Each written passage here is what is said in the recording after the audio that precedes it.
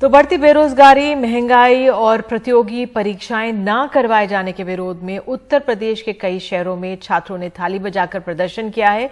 ऐसी तस्वीरें बिहार से भी आई हैं, कैमूर शहर से भी आई हैं।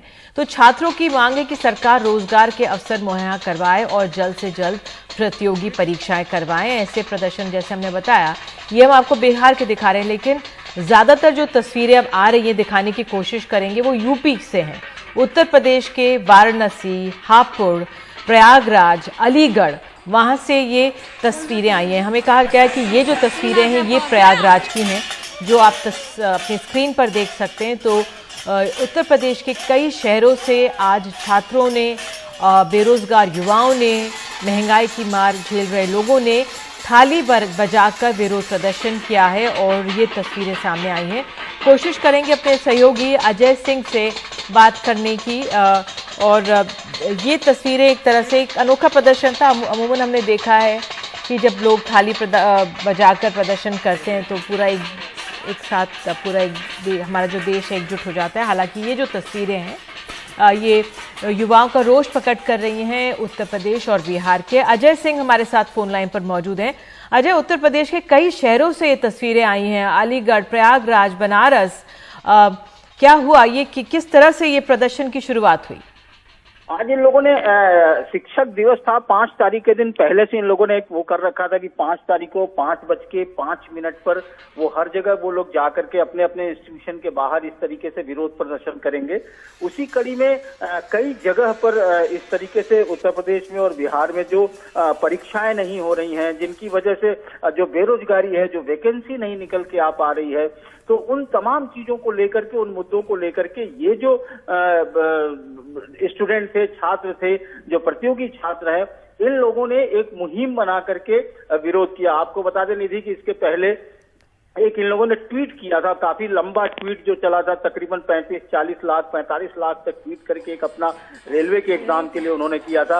और अब इस तरीके से एक वो चरणबद्ध तरीके से इन लोगों ने आज यहाँ पर किया। तो बनारस हिंदू यूनिवर्सिटी में भी उसके बाद भगत सिंह छात्र मोर्चा के तमाम लोग जो है थाली बजा करके, ताली बजा करके और अपना इस तरीके से सांकेतिक विरोध किया और बहुत शांत तरीके से इन लोगों ने विरोध किया और सरकार का चाहते हैं कि मेरी आवाज उनके कान तक पहुंचे, जिसके लिए वो इस तरीके से विरोध कर रहे हैं। निधि, बिल्कुल अजय, हमारे साथ हमारे सहयोगी रवीश रंजन शुक्ला भी जुड़ गए। रवीश, तो जो आज शिक्षक दिवस के दिन जिस तरह से ये बेरोजगार लोग भी हैं, ये ऐसे लोग भी जिनको तनख्वाहें नहीं मिल रही हैं, कुछ ऐसे छात्र भी हैं जो परीक्षाएं करवाना चाहते हैं, या कुछ ऐसे छात्र हैं जो पास कर चुके हैं परीक्षा लेकिन वो उनकी ज्वाइनिंग नहीं हुई है। तो बहुत मुश्किल जिस तरह से हालात में ये युवा हैं, ये अपना जो दुख है वो शेयर कर रहे हैं, ये थाली बजाकर, ताली बजाकर। रवीश जी बिल्कुल निधि, क्योंकि अभी आप देखिए 2017-18 में एसएससी की परीक्षा हुई थी, जिसमें एसएससी में सीजीएल की नियुक्ति होनी थी। अब आप सोचिए कि 2017 और 18 में एसएससी की परीक्षा पास कर चुके लोगों को की अभी नियुक्ति तक नहीं हो पाई है। 2019 की परीक्षा भी हुई नहीं है, 2020 में भी कोई भर्ती नहीं निकाली गई है।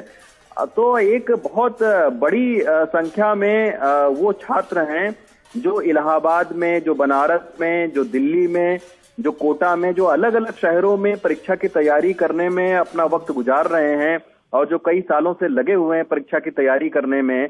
अगर परीक्षा की नियुक्ति के लिए कोई वैकेंसी नहीं निकलती है तो उनके ऊपर आप सोचिए कि क्या बीत रही होगी, कितना फ्रस्ट्रेशन उनको होता होगा, कितना परिवार की ओर से दबाव होता होगा। क्योंकि ये सारी परीक्षाएं एसएससी की जो परीक्षा लोग देते हैं, बैंक की जो परीक्षा लोग देते हैं, उनमें वो ज्यादातर जो है वो लोअर मिडिल क्लास फैमिली के बच्चे होते हैं, जो अपने मेहनत का पैसा जिनके घर वाले देते हैं और उनको एक बड़े शहर में भेजते हैं परीक्षा की तैयारी करने के लिए।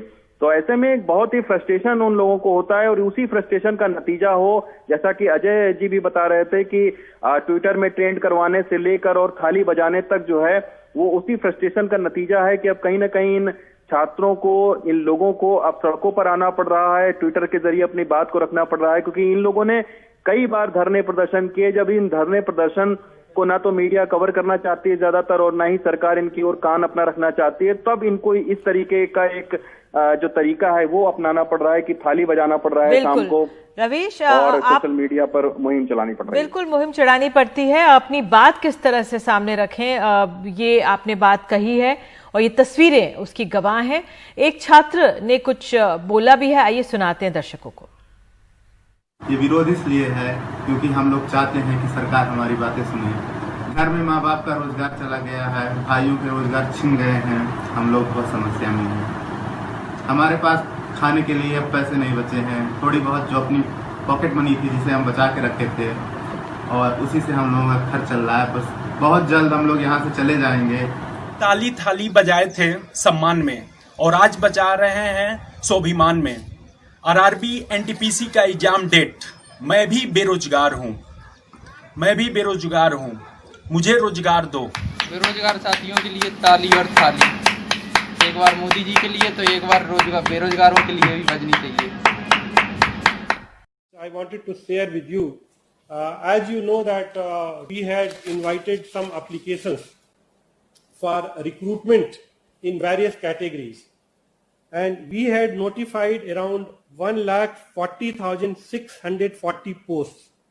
The vacancies which were notified, it was notified pre-COVID, 1,40,640 vacancies, and basically there were three types of vacancies. One was non-technical popular categories, another was isolated and ministerial categories, and another was level 1, that is track maintainers, pointsmen and various level 1 employees.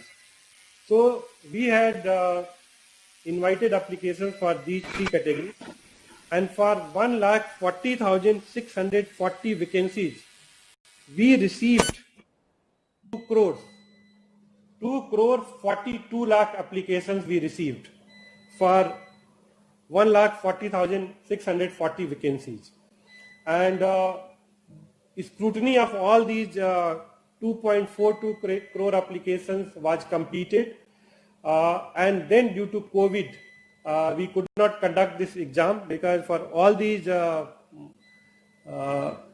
vacancies, a computer-based test is to be conducted. Now, considering the COVID situation and also considering that NEET and JEE exam is going on smoothly, Railway has decided that we will start exams for all these three category of vacancies from 15th of December. From 15th of December, Railway is going to start conducting the computer-based test, and a detailed schedule will be announced very soon. We have completed the scrutiny of all these applications, and schedule will be announced very soon.